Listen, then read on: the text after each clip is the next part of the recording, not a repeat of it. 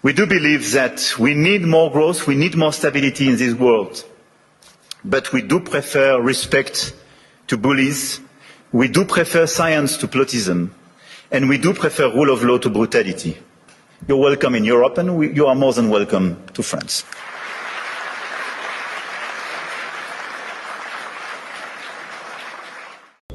What do you think is happening to the Europeans right now? This is a long-term ally turning the table around them, or turning the table around for them.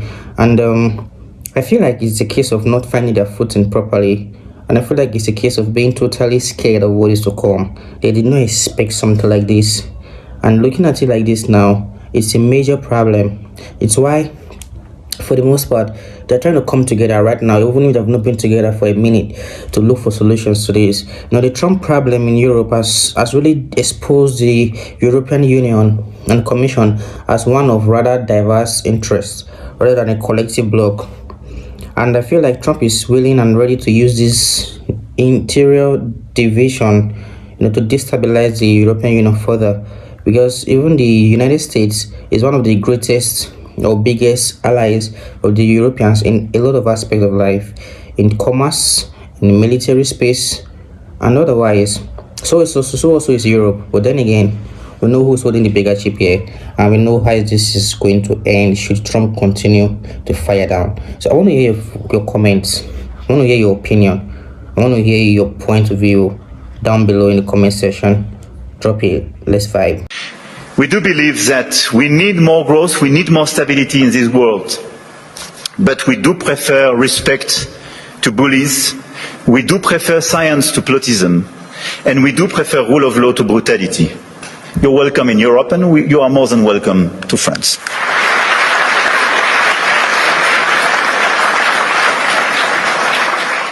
President Trump is acting like an international gangster.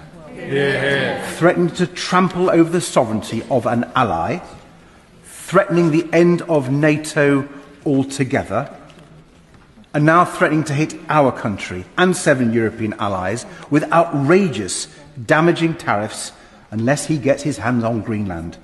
Without provocation or justification, the President of the United States is attacking our economy, our livelihoods, and our national security. Trump has put British businesses and jobs on the front line in his unprovoked aggression. The only people cheering him on are Vladimir Putin and Xi Jinping. Only a few months ago, Trump hailed the special relationship at Windsor Castle. Now, thanks to his actions, it is nearly in tatters. So how do we stop Trump's damaging trade war? For a year now, Madam Deputy Speaker, the Prime Minister has tried a policy of appeasing Trump, flattering him, fawning over him, refusing to stand up to him, because, he argued, otherwise Trump would hit us with damaging tariffs.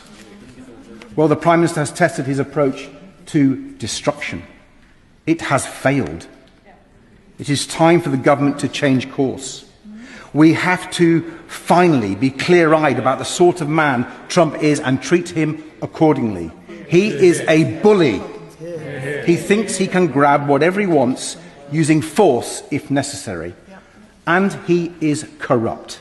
The most corrupt president the United States has ever seen. So there are only 2 ways of getting him to back down: bribing him with a new jet perhaps, or a few billion in his crypto account, or standing up to him like we would with any other bully. Standing together with our European allies to make him back down. That's the choice. Which one, Foreign Secretary? This year kind of started hot, with a lot of things happening on the global stage, chief among them the principal unrest in the United States and the boiling point that Trump is reaching with Europe right now, So much so that these things are beginning to eclipse what we had before they came, such as the Russian-Ukraine war and other social or global crises we were facing or tackling before the Trump effects began. The Trump ambition was materialized.